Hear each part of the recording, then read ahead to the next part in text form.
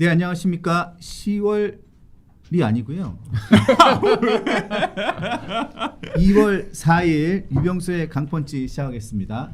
자, 오늘 이렇게 스튜디오가 바뀌었습니다. 잠시 저희가 지금 기존에 쓰던 스튜디오를 공사가 들어갔습니다. 그래서 한 짧게는 한 달, 길게는 한 2달 정도 이곳에서 진행을 하도록 했습니다. 하게 됐습니다. 그래서 조금 환경이 좀 더 가정적인 분위기가 됐죠. 아니 그리고 우리가 항상 백그라운드가 까만색이었잖아요. 네. 근데 완전히 마음이 시커머서 그래요. 네.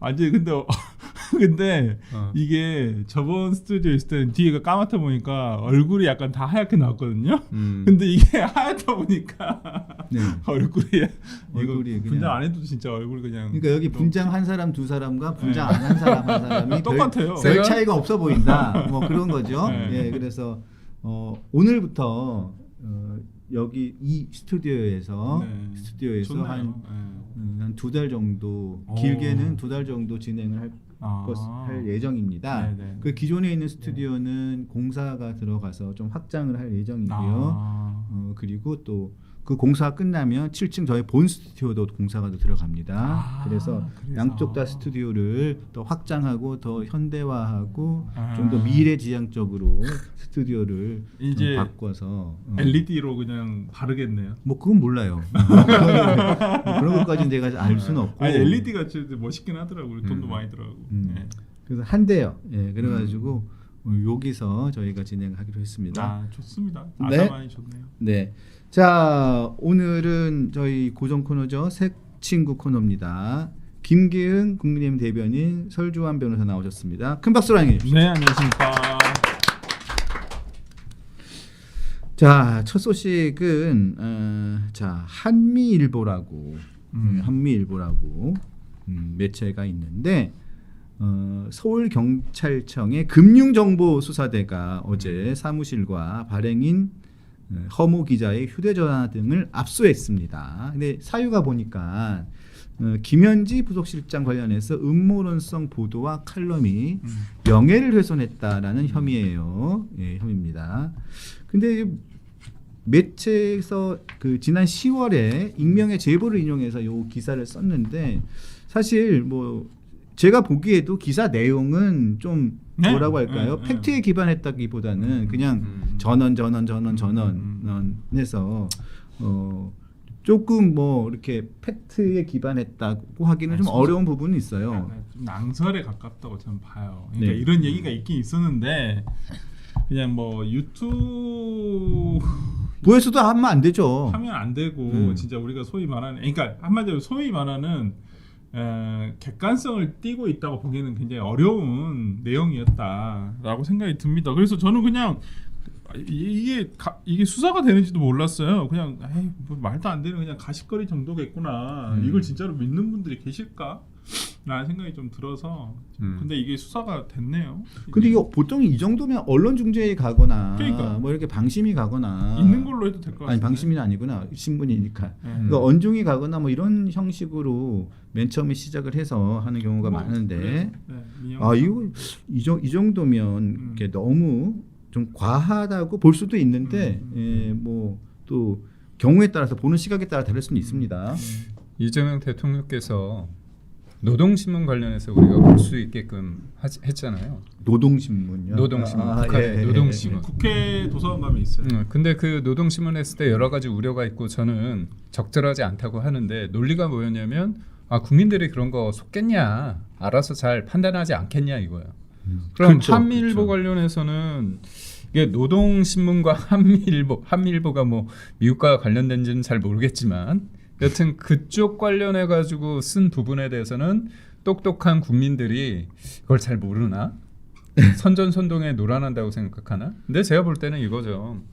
저는 기사를 쓸 때 이분이 얼마나 적확하게 팩트 취재를 하는지는 저는 모르겠습니다. 다만 기사가 나오는 이유가 보면 애지중지현지라고 불리는 지금의 그거 조심해야 돼요. 조심해야 돼. 그거 지금 사실적시로 그 표현 사실적시. 명예훼손으로 지금 저는 이게 사실인지 음모인지 잘 모르겠는데 사실적시 명예훼손으로 걸었다고 하니까 사실에 가까운 거 아니겠습니까? 아니 여튼 어제 말씀 듣고는 죄송한데 이제 잊어먹을까봐 제가 저거 까자 먹을까봐 까자 먹을까봐 얘기를 하는데 제가 그래서 이긴 그 기획수단 사무총장이 그제 저희 라디오란다 전화 인터뷰를 해가지고 이런저런 이야기를 맨 처음에 우리한테 전해 주셨거든요. 그래서 그 관련된 기사를 썼어요. 그래서 가장 야마를 잡을게 우리끼리 얘기를 하잖아요. 기자들은 야마 잡는다고 하잖아요. 그러니까 앞에 좀 핵심을 잡을 만한 게 애지중지 현지 이런 걸로 뭐 하느냐. 그리고 그 당시에 분명히 이긴 총장이 인터뷰를 하면서 본인이 고발장을 입수해서 읽어봤더니 애지중지 현지 관련해 가지고 그 부분이 고발 내용에 들어가 있더라라고 얘기를 했고 제가 또 그 내용을 확인했거든요. 근데 고발 내용이 들어가 있었어요. 그래가지고 제목을 앞으로 쭉 빼서 썼는데 어제 경찰청에 전화 왔더라고요. 진짜? 예. 야, 열심히 사는구나 얘네들. 경찰청에 전화가 왔어요. 왜? 그것도 제 후배를 통해 연락이 와가지고 애지중지 현지 이 부분은 고발 내용이 아니기 때문에 수사하지 않는다면서 제 기사를 링크해서 딱 보낸 거예요. 이 못쩌라는 거야 나보고. 아니 그 고발장을 아니 근데 이긴 피고발을 당했다고 하는 이긴 사무총장이 얘기를 한 거잖아요. 한 거죠. 기자는 그걸 듣고 바로 그냥 이렇게 기사로 쓴 건데. 그래가지고 참 난감하더라고. 근데 어제 그것도 밤 9시 10시 다 돼가지고 집에서 사랑하는 딸과 함께 여러 가지 대화를 나누고 있는 중에 그런 걸 받아가지고 그 일단은 제가 그 노트북을 가지고 있는 것도 아니고 밤에 그래가지고 일단은 기사를 연락을 해가지고 일단은 잠깐 중지를 시켜놨어요. 그래가지고 오늘 오후에 다시 기사를 좀 수정을 해서 올릴까 하는데 그러시지 마세요. 네, 제가 없는 말을 지어낸 것도 아니고 기사? 당사자가 이긴 사무총장이 직접 언급을 했고 얘기를 했고 그 내용을 그대로 제가 다운표까지 쳐가지고 쓴 거예요. 문제가 생길 것 같으면 이긴 사무총장한테 경찰청에서는 얘기를 하세요. 왜 기사 쓴 저한테 전화를 해서 그거 뭐 어떻게 하자 뭐 해달라는 것도 아니고 그래서 제 후배 기자는 뭡니까? 경찰 출입하는 후배 기자한테는 왜 부담을 주는 거죠? 경찰청에서 좀 이해를 하지 못하는 행동하고 있는데 누구 지시를 받으셨습니까? 저는 그거 굉장히 궁금합니다. 아니, 이러니까 경찰이 진짜 바람이 불기도 전에 눕는다는 말이 되게 심해졌어요. 제가 봤을 때 이런 옆에 있는 사람들이 많고 이재명 정부 들어서 그냥 제 느낌입니다. 이것도 느낌이에요. 느낌. 고발하지 마세요. 귀찮으니까. 돼도 안 되는 거 계속 고발하면 왔다 갔다 하면 귀찮아. 조사받으러 가는 것도. 하여튼 근데 되게 언론에 대한 재갈을 물린다는 느낌이에요.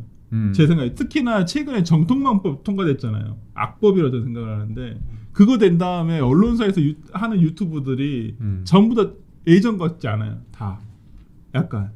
그냥 유튜브는 방심이나 방통위의 어떤 규제 대상이 아니잖아요. 그래서 이제 과거에는 좀 자유롭게 얘기를 했단 말이에요. 근데 이제는 무조건 형식적으로라도 좌우 패널을 맞춰야 된다는 거예요. 유튜브도 약간 지금 언론사에서 유명한 유튜브들은 다 그렇게 하더라고 보니까. 좀 그건 필요한 부분이 있는 것 같긴 해요. 아니 저는 좀 그건 좀 다르다고 생각해요. 왜 그러면 저는 그렇게 말을 할 수밖에 없으니까. 아니 행간을 잘 읽어야지. 네, 저는 좀 개인적으로는 공영방송 KBS를 놔두고는 전부 다 민영화를 해야 된다. 이쯤 됐으면 MBC가 지금 무슨 공영방송이에요. 저게 하는 행태가. 저는 공영방송이지 공영. 공영방송인가? 공룡방송. 공룡방송. 저는 개인적으로 진짜 어용방송이라고 생각하거든요. 진짜 아니 그 우리가 보통 타이틀을 보잖아요. 뉴스 타이틀을 보고 있으면 진짜 야 이렇게 한다고? 썸네일이 진짜 유튜브를 넘어섰죠. 그리고 뭐 관세 불리한 내용은 아예 뉴스에 저 뒤에 있든지 이래요. 그래서 저는 진짜 개인적인 생각인데 요즘 좀 심해졌다. 그러니까 경찰도 되게 이런 이긴 사무총장이나 어제 뭐 이 한미일보는 솔직히 뭐 저도 악의적인 만약에 내용이 있고 상대방에게 해를 미치는 게 있다고 한다면 당연히 뭐 법적인 책임을 물어야 된다고 생각하지만 무조건 강제 수사만을 할 것인가 이 부분은 조금 좀 봐야 되지 않을까 싶습니다. 그러니까 사실 기자가 기사를 통해서 나왔기 때문에 그 이후에 증거를 인멸할 가능성도 없죠. 그렇기 때문에 이거는 우리가 문제가 있을 때 그 상대편에서 언론 중재를 걸거나 아니면 민사로 걸거나 법정으로 가서 이 법정으로 할 건데 이거를 경찰이 사실상 압박을 하는 건데 아니 우리 앵커님 관련해 가지고 야심한 밤에 딸과 이렇게 있는데 그런 연락을 물론 출입 기자를 통해서 하게 된다. 이거 엄청난 압박이거든요. 아니 그러니까 뭐 어떻게 해달라는 것도 아니고요. 그러니까 뭐 왜냐면 그 기사를 보시면 압니다. 수사를 받게 되는 이긴 사무총장이 고발장을 그 그냥 팩트만 쓰는 거예요. 등사를 해서 받고 네. 그 내용에 대해서 본인이 쭉 읽어준 거예요. 그 내용을 토대로 그 기사 내용을 따옴표라고 하잖아요. 네. 이래 돼서 이렇게 됐다. 네. 이기인 총장에 따르면 이렇게 돼서 이렇게 했다. 그건 그게 뭐? 아니 이기인한테 따지세요. 이기인 총장님한테 왜 우리한테 그러시냐고. 근데 제가 볼 때는 영향력이 큰 쪽에서 했기 때문에 제가 경찰이라도 내가 이런 표현하면 좀 그렇죠. 그러니까 알아서 그런지 친구라서 또 그렇게까지 표현해주는 거는 고마운데요. 윗선의 지신지 아니 모르겠는데 누군가 애지중지 현지라는 표현이 굉장히 거슬렸다라고밖에는 생각이 되지 않는다는 게 제 개인적인. 아니 물론 그러니까 그 고발하는 쪽에서 분명히 그 내용을 썼어요. 이게 애지중지 현지 뭐 이런 부분에 대해서 명예훼손이다라고 썼다고. 사실적 수사를 하고 안 하고는 경찰이 수사를 하고 안 하고는 그들이 판단하는 거죠. 근데 그 내용이 고발장 안에 들어가 있잖아요. 그러니까 저는 그런 내용으로 그치. 고발이 됐다. 이런 내용의 수사를 할 것이다. 수사를 하고 안 하고는 경찰 당신들의 결정이 당신들의 생각인 거고 당신들이 결정할 문제지. 제가 그 부분에 대해서 타치할 문제도 아니고 그 부분을 판단할 그치. 문제도 아니고 매주할 문제도 아니에요. 아니면 경찰에서 밝히세요. 공식적으로 우리는 애지중지 현지를 수사하지 않을 예정입니다. 그러면 이러면 되잖아. 그러면 괜찮네. 제 기사도 문제가 아무것도 없는 거고 어. 경찰의 입장도 밝히면 되는 거잖아요. 그렇지. 근데 뭐 이 기사가 뭐 어쩌고 우리는 수사하지 않는 어쩌라고 어쩌라고. 수사 안 하는데 나보고 어쩌라고 아 이거 대통령 표현 하나 넣어줘야 되는데 어쩌라고. 그래서 뭐 어쩌라고요. 어이가 없네. 당장 기사 다시 살리라고 했습니다. 아니 근데 다른 데도 인용해서 나온 기사가 꽤 많을 텐데 다 일일이 다 그렇게 했나? 아니면 그럴 수도 영향력이 있죠. 큰 우리가 이쪽부터 서로 모르니까. 또 서로 모르니까. 맨 처음에 제가 시작을 했기 때문에. 아니 그러니까 네이버에 쳐보면 되지. 뭐 애지중지 형지 딱 쳐보면 기사가 쭉 쓸 거 아니 뜰 거 아니에요. 아니 내가 볼 때는 여기가 빠르긴 빨랐어. 아 그래요. 왜냐면 내가 어제 이 관련된 그 썸네일 보고 봤으니까. 아 우린 빨라요. 우리 여기 정 PD하고 작가님하고 다 빠르다고. 우리 빠른 사람들이에요. 따라오지 못한다고. 그 옛날에 그런 CF도 있었잖아요. 따라올 테면 따라와봐. 라이코스였나? 나이 우리 그런 걸 어떻게 알지? 난 모르는데. 근데 나는 평생 스타크래프트를 한 번도 해보지 않았다는 거. 아 진짜 말하고 나서도 참 그러네요. 자 바로 이어서 그러면 그 얘기를 해봅시다. 우리 이긴 기획수나 사무총장, 우리 이제 격주나 3주에 한 번씩 월요일마다 이제 이긴 사무총장이 출연을 하기로 했는데 이긴 사무총장도 되게 당황스럽고 황당할 것 같아요. 그죠. 아이, 반부패 수사부에서 이거 공안부서잖아요. 그죠. 아니 뇌물 이거 뭐 이런데 분당 경찰서에 뭐 변호인 의견서 아니 변호인 뭐 선임계 내려갈 때 제가 같이 동행했던 기억이 나는데 그것도 작년 10월이었을 거야.